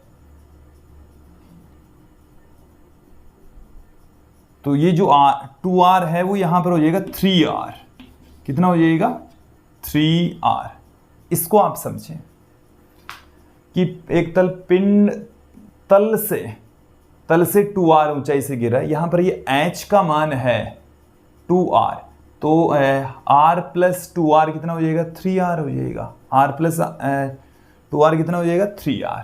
देन यहाँ पर हमें क्या मिलने वाला है, capital G capital M small m बट्टे में R। तो यहाँ से ये आ गया 2/3, गुणा में क्या आ जाएगा, 2/3 हमें प्राप्त हो जाएगा। तो ये हमें मिल गया है यहाँ से इसकी गतिज ऊर्जा। चलिए एक बार क्वेश्चन को दोबारा देखें विद्यार्थियों। 2R ऊंचाई से गिरा है और R ऊंचाई तक ही गिरा है, तो ये भी वैल्यू है वो 2R आएगी विद्यार्थियों। थोड़ा सा इसमें करेक्ट करें तो 1/2 माइनस 1/3, तो यहाँ से क्या आ जाएगा, 3 माइनस 2 1/6 आ जाएगा। तो 1/6 capital G capital M small m बट्टे में R, ये गतिज ऊर्जा होगी। ये क्या होगी, गतिज ऊर्जा। कई बार क्या करते हैं विद्यार्थी क्वेश्चन में, तो यहाँ पर तो यही पूछा था, कई बार ये पूछ लेते हैं कि पिंड का वेग क्या होगा। वेग क्या होगा, तो m से m कट गया ये 3 बार में, तो इसका अंडरूट हो जाएगा। v बराबर क्या आ जाएगा, इस स्थिति में इस क्वेश्चन के according capital G capital m बट्टे में 3R वेग होगा। ओके, इसमें ये लास्ट वाला जो क्वेश्चन है ये भी हम देख लेते हैं। यहाँ पर यदि पृथ्वी की सतह से स्मॉल m द्रव्यमान के एक पिंड को nr ऊंचाई तक विस्थापित करने में गुरुत्वीय स्थितिज ऊर्जा में परिवर्तन कितना होगा। तो डेल्टा U बराबर ये वाला फॉर्मूला है। यहाँ पर देखिए पृथ्वी की सतह से तो R1 बराबर, ये तो R है, R2 बराबर कितनी है, R प्लस में nr है। ऊंचाई कितनी है, nr है, तो ऊंचाई क्या होती है, ये है R प्लस H, R2 का मान। तो डेल्टा U हमें कितना मिल रहा है, capital G capital M small m. R1 की वैल्यू है R और R2 की वैल्यू कितनी है, R प्लस nr। तो यहाँ से R हम कॉमन ले लेंगे तो 1 माइनस 1 प्लस n। तो ये हमें क्या मिल रहा है, देखिए कैलकुलेशन कर लेते हैं। यहाँ से हम 1 प्लस n, तो 1 प्लस n माइनस 1, तो ये आ गया हमारे पास में n बट्टे में n plus 1 capital G capital M small m बट्टे में कैपिटल R। ये आ गया है स्थितिज ऊर्जा में परिवर्तन। क्या आ गया है, स्थितिज ऊर्जा में परिवर्तन। तो ये था विद्यार्थियों आज का हमारा वीडियो, जिसमें आपने गुरुत्वीय क्षेत्र, गुरुत्वीय स्थितिज ऊर्जा, गुरुत्वीय क्षेत्र भी पढ़ा, गुरुत्वीय स्थितिज ऊर्जा भी पढ़ा और साथ में गुरुत्वीय विभव भी पढ़ा। उनके सारे के सारे जो कॉन्सेप्ट हैं उनको अच्छे से पढ़ा, साथ में उन पर आधारित जो क्वेश्चंस हैं उनको भी आपने यहाँ पर समझा। मुझे उम्मीद है कि आपको ये जो वीडियो है वो अच्छे से समझ में आ गया होगा। जल्द ही हम अगला ग्रेविटेशन का वीडियो लेकर लौटेंगे। आज के इस वीडियो में इतना ही। धन्यवाद दोस्तों।